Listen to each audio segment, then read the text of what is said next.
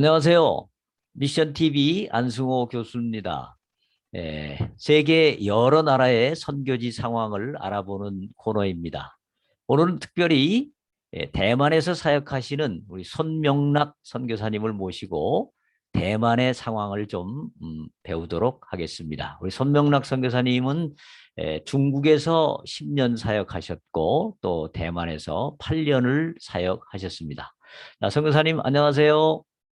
네, 교수님 안녕하세요. 반갑습니다. 네, 반갑습니다. 네, 예, 선교사님, 우리 시청자들이 대만에 대해서 관심이 많습니다. 대만에 대해서 좀 쉽게 또 자세하게 설명을 부탁드리겠습니다.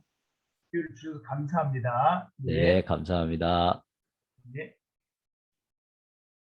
대만은 한국과 비행기로 말하면 2시간 30분 거리로 그렇게 멀지 않아 아주 가까운 곳이라고 우리가 말할 수 있습니다.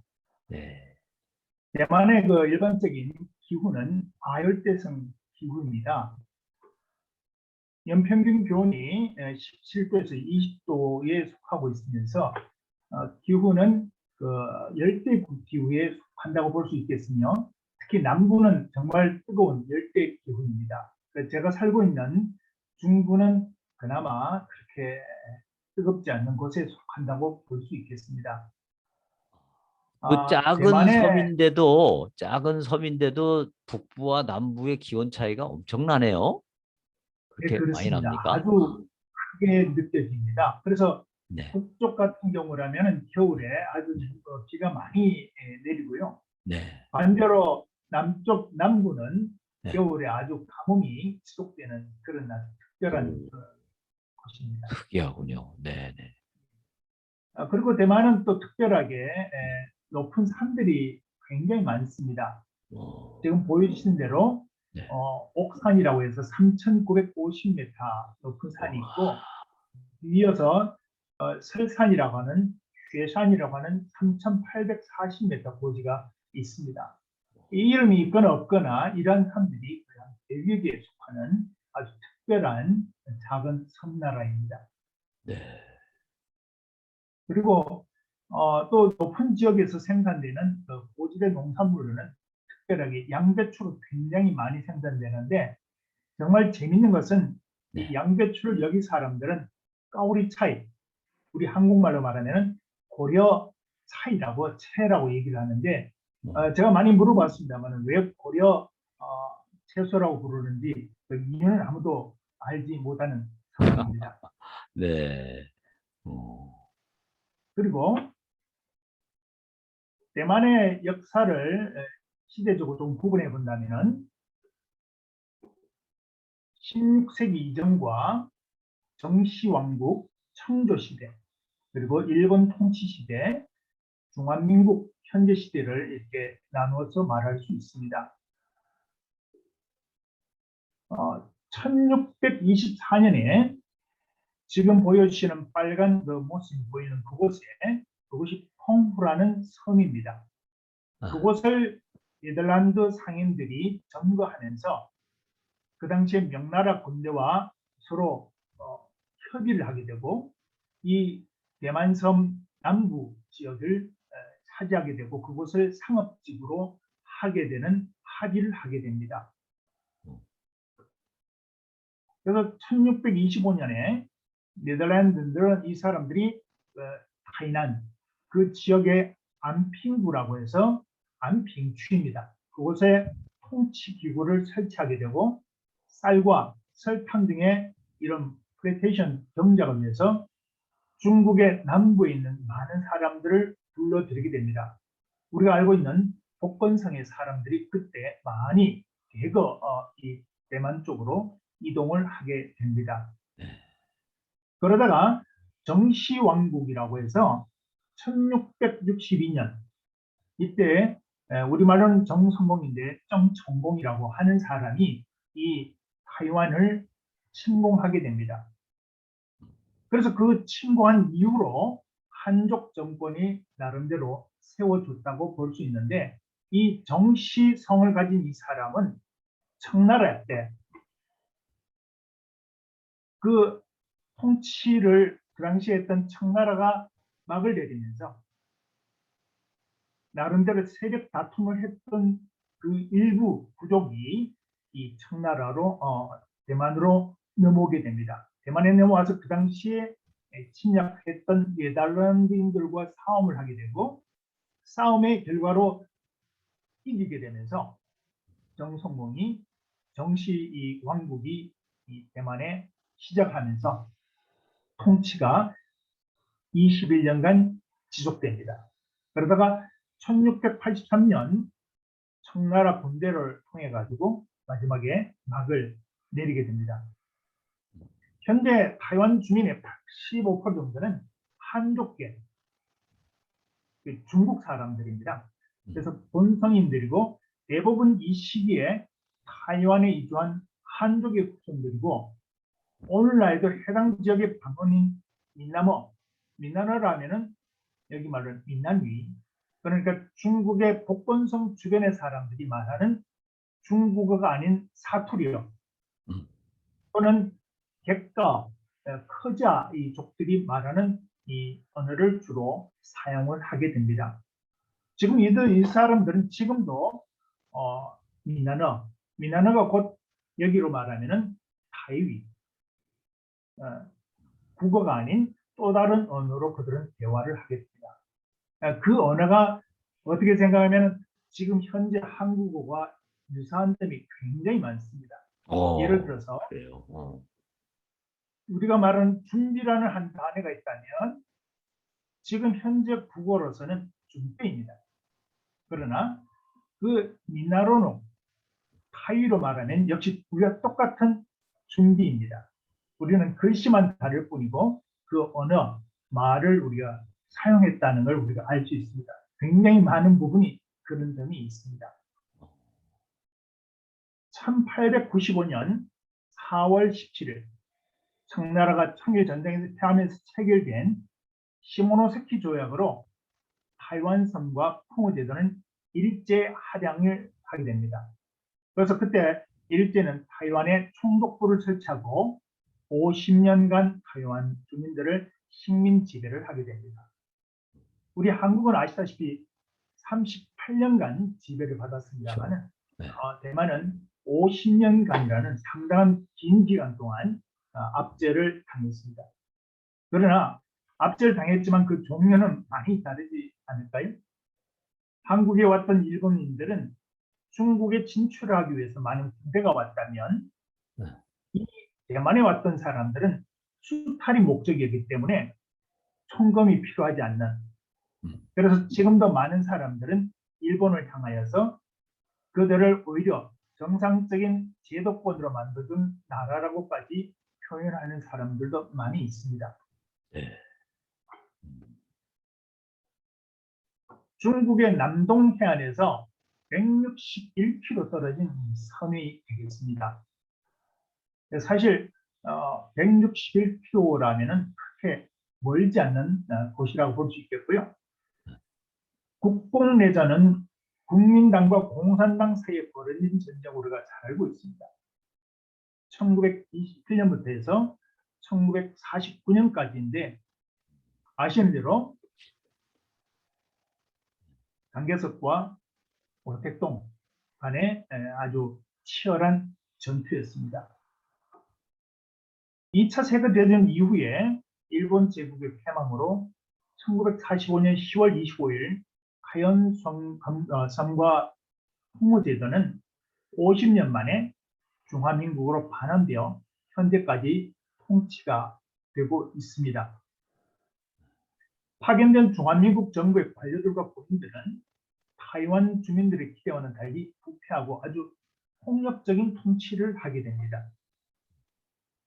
그래서 원성인, 조금 전에 말씀드렸던 청나라 때 명나라 때 일찍 이 땅에 와서 살기를 시작했던 그 본성인 사람들이 약 3만 명의 사람들이 사망되거나 실종되는 아주 역사 속에서 큰 아픔을 겪게 됩니다. 그래서 이 사건은 타이완 본성인과 1945년 이후에 타이완으로 이주한 외송인 사이에 깊은 앙금으로 지금까지 남아 있으며 또한 정치적으로도 굉장히 민감한 관계를 지금까지 유지하고 있습니다. 1949년 장제스의 중국 국민당이 난징에 있던 중화민국 정부를 타이베이로 옮기면서 타이완은 일개 변두리선에서 중화민국의 중심 무대로 아주 큰 탈바꿈을 하게 됩니다. 1996년 3월 23일에 최초의 총통 직접 선거가 실시되었고 정치 제도를 개선함으로써 타이완은 중국 국민당 일당 독재 시대를 마감하고 민주화 시대를 아주 열어가게 됩니다. 인구를 살펴보게 되면 인구는 세계 56위로 상당히 아주 많은 편입니다. 그래서 국민의 98%는 중국에서 건넌 한족이라고 볼 수 있습니다. 나머지는 소수민족이라고 볼 수 있는데 이 소수민족은 원래 이 땅에 거주했던 사람들입니다. 그래서 그중에 37.5%를 차지하는 아미족이 있겠고 그 다음에 페이아족이 있습니다. 그 다음에 좁사를 주식으로 하고 있는 뿌농주가 10.3%를 차지하는 그래서 전체적으로는 9개의 소수민족이 자리를 하고 있습니다. 그 다음으로 민나니는 조금 전에 말씀드렸던 중국에서 건너왔던 그 복건성에서 건너왔던 사람들이죠. 대만 전체 인구의 3분의 1을 차지하고 객가이 총인구의 3분의 1 미만이며 외성인은 전체 인구의 10분의 1 정도를 차지합니다. 외성인은 조금 전에 말씀드린 것처럼 국민당 정부와 함께 이곳으로 들어왔던 사람들이라고 보면 되겠습니다.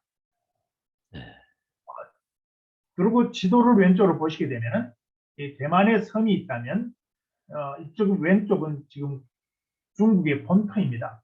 그렇죠. 본토 아래에 녹색이 보이지 않습니까? 이것이 우리가 말하는 금문이고 여기 말하는 진문입니다. 바로 중국 본토 아래 이렇게 대만의 땅이 일부가 남아 있습니다.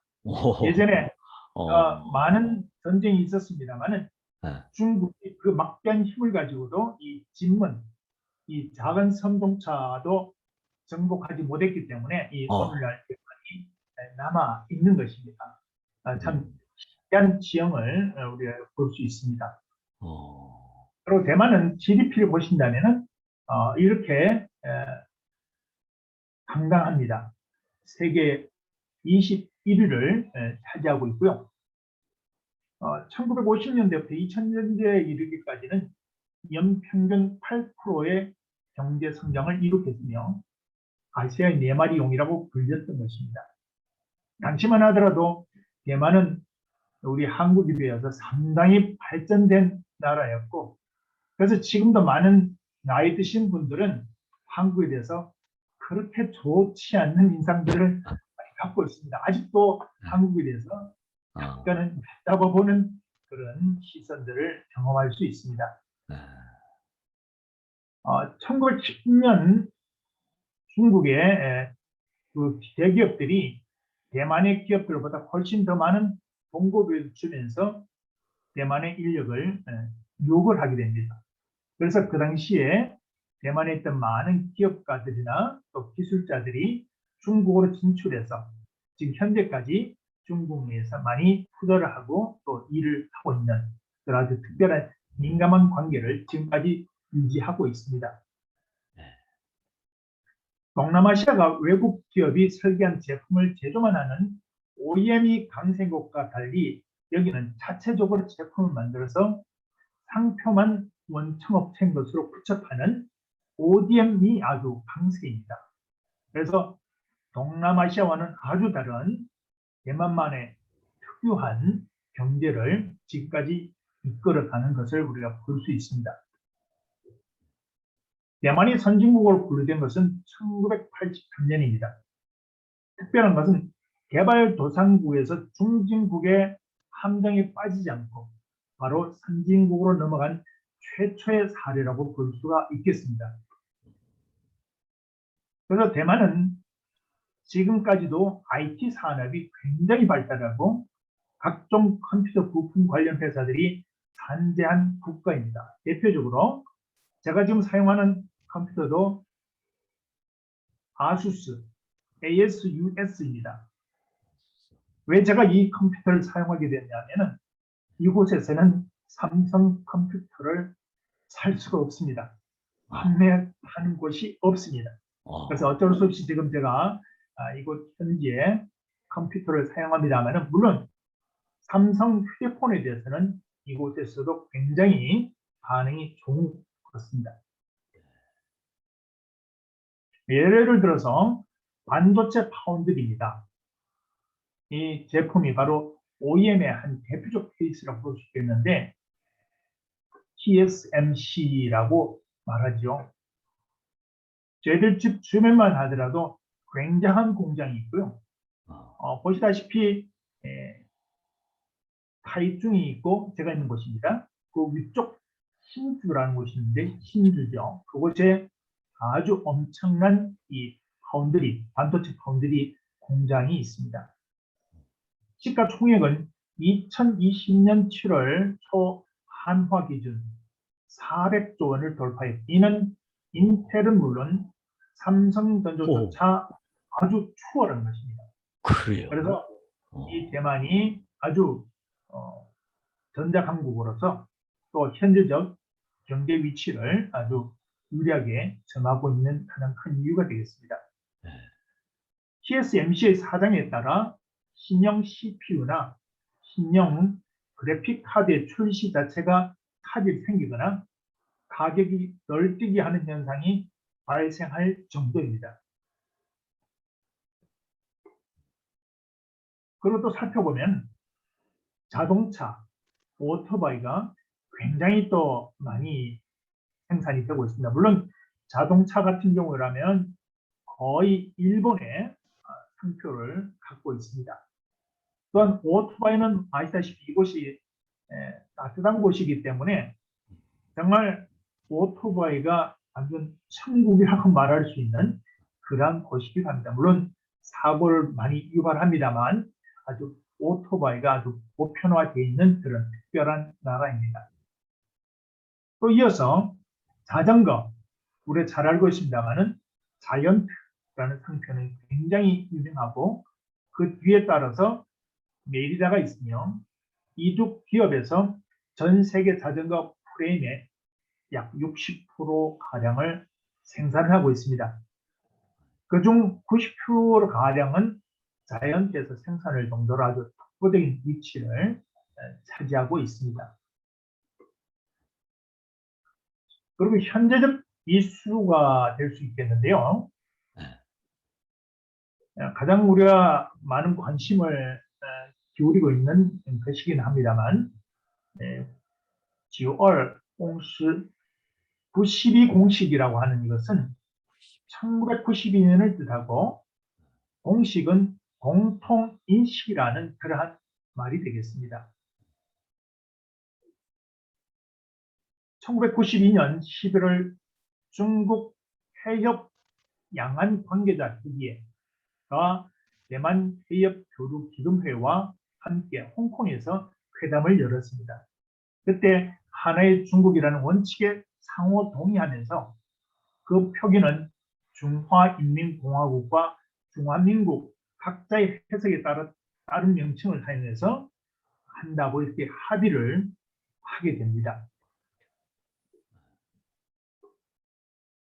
중국은 하나의 중국에 대한 의견이 일치했다고 이해하는 반면에 지금까지도 대만은 하나의 중국을 각자 해석한다는데 아주 무게를 두고 있으면서 서로 의견을 아주 고집하고 있습니다.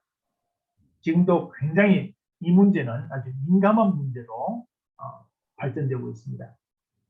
그러다가 2008년 마잉주 총통의 집권 이후에는 안정 분위기로 급선회를 하게 됩니다. 마잉주 총통은 정치 의제를 배제한 양안 관계의 발전을 아주 모색했고 해협회와 회기회의 대화도 재개가 됐고 중국의 대만 관광도 아주 가능해졌고요. 평일 전세기가 운항됐고 회원 직항이 개설되고 전면적 우편 교류 실시 등을 하는 전면적 상통, 통상, 통항, 통신 교류를 이루어내게 됩니다. 그래서 중국과 대만이 많은 우호적 관계를 유지하면서 발전을 한 걸음 더 하게 되는 아주 계기를 만들어내게 됩니다. 그러다가 2015년 11월 7일 시진핑 주석과 마잉지우 총통이 첫 정상회담을 하게 됩니다. 두 정상은 이런 말을 합니다. 우리는 끊을 수 없는 형제이자 피로 이어진 가족이라고. 그래서 하나의 중국이라는 원칙을 다시 한번 확인하게 됩니다. 지금까지 중국은 이 사실을 굉장히 중시하면서 이것을 통해서 합의를 하고 하나로 통일하자는 뜻을 굽히지 않고 있습니다. 그래서 현재적 핫 이슈를 우리가 살펴본다면 잘 알고 계시는 천수이변입니다. 우리말은 천수이변이라고 이렇게 말을 했습니다만은 2000년부터 2008년까지 집권을 했던 총통인데 이 총통이 당선되면서 이 구의 공식을 정면으로 부정하게 됩니다. 그래서 중국과 대만의 관계는 굉장히 냉각되어 버리는 그런 상태로 빠져버립니다. 그런 8년을 보내다 다시 마잉지우라는 총통이 당선을 하면서 정반대로 92 공식을 정면으로 아주 찬동하게 됩니다.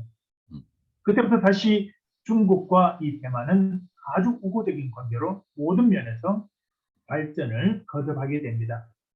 그러다가 현재적인 새로운 국면은 바로蔡英文이 정부가 들어서면서 다시 한번 천수에겐 이 총통과 같은 의견을 말하게 됩니다. 정면으로 92 공식을 부정하는 단계에 이르렀습니다. 물론 그 가운데는 중국과 홍콩과의 관계를 지켜본 많은 사람들의 인식이 예전과 180도로 바뀌었다는 데 있습니다. 그래서 예전에 그들이 생각했던 통일만이 바람직한 것이 아니라는 것을 인식하게 되면서 현재적으로 굉장히 문제를 달리하는 상황에 와 있습니다. 그래서 현재적 많은 사람들은 오늘을 알지 못하는, 특히 내일을 알지 못하는 그런 힘든 가운데 하루가 살아간다고 보면은 되리라고 봅니다. 예, 감사합니다. 시청해 주셔서. 네. 교수님, 네. 감사합니다. 감사합니다. 네. 네.